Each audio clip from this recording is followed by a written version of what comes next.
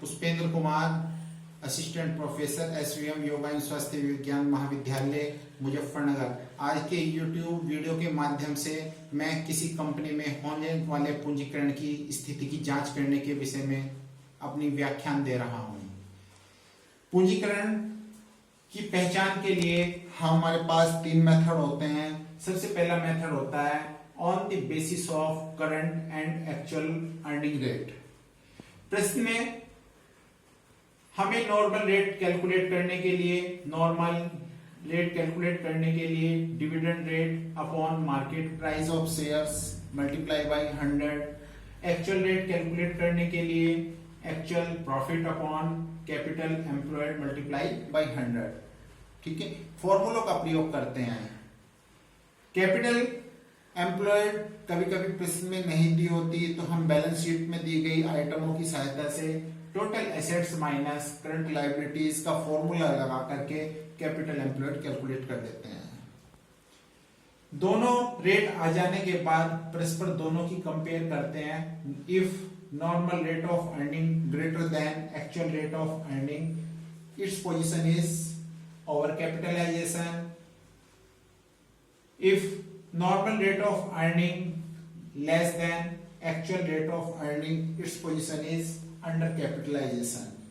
If normal rate of earning equal to actual rate of earning, its position optimum capitalization. Second method is on the basis of book value and real value of business. First, book value of business equal to total assets minus outside liabilities, and real value of business equal to average profit upon capitalization rate multiplied by 100. If book value of business greater than real value of business, its position over capitalization. Book value of business less than real value of business, its position under capitalization. And book value of business equal to real value of business, it is optimum capitalization. Third method is on the basis of book value and real value of shares. Book value of shares equal to book value of business upon number of shares. जैसा कि हमने अभी पिछले method में पढ़ा है, book value of business equal to total assets minus outside liabilities.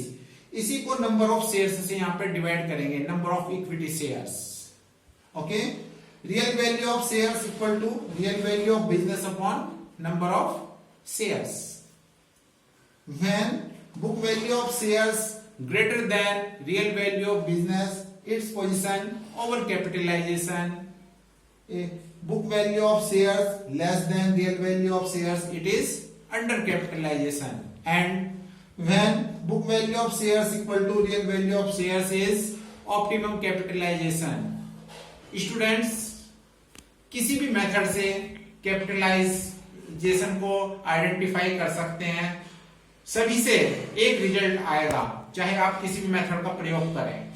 आशा करता हूं कि आज के YouTube वीडियो के माध्यम से आज का टॉपिक आपको बेहद पसंद आया और आपकी समझ में आया। धन्यवाद।